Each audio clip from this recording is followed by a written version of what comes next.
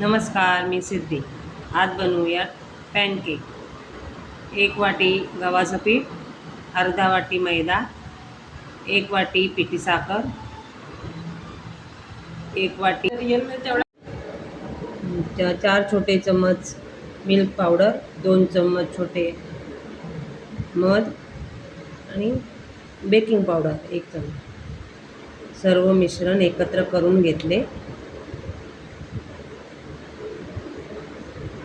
पिठी साखर, milk powder सर्व एकत्र करून घेतलं.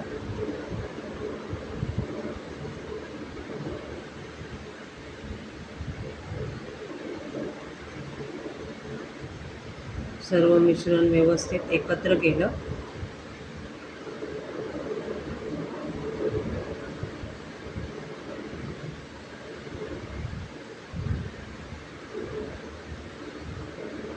मग त्यात मध टाकला, तो पण व्यवस्थित मिक्स करून घेतला आणि मग दूध टाकलं, ते पण थोडं थोडं करून मिक्स करून घेतलं व्यवस्थित. उरलेलं दूध पण टाकलं.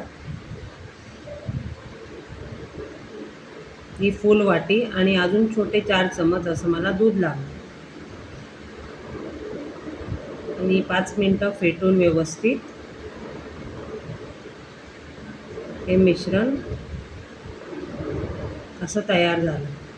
असं तयार करायचं मिश्रण. मग गॅसवर एक पॅन ठेवला, त्याच्यात थोडंसं तेल टाकलं स्टार्टिंगला आणि मग त्याच्यात हे केलेलं मिश्रण टाकलं आणि मग झाकण ठेवलं. 2 मिनटं झाकण ठेवल्यानंतर ते पलटून बघ.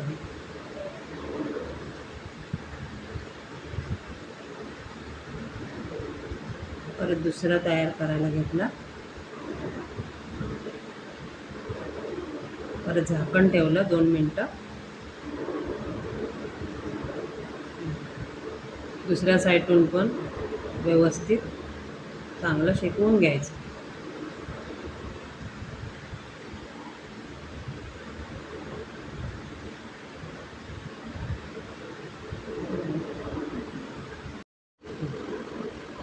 झाकून ठेवून आपण पॅनकेक व्यवस्थित भाजून घेतला पॅनवर.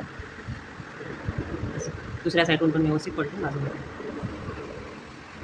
हे पॅनकेक लहान मुलांना आवडतात, असे तुम्ही करून बघा.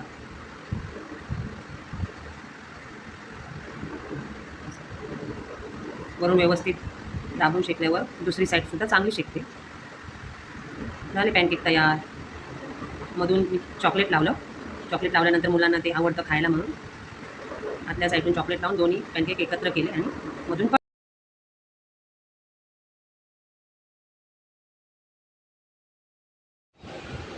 दोन्ही साईडून मी चॉकलेट लावून घेतलं आणि एकत्र करून ते कट केले. झाले पॅनकेक तयार. चॉकलेट लावलं की मुलं आवडीने खातात. हे बघा, असे करायचे. थँक्यू.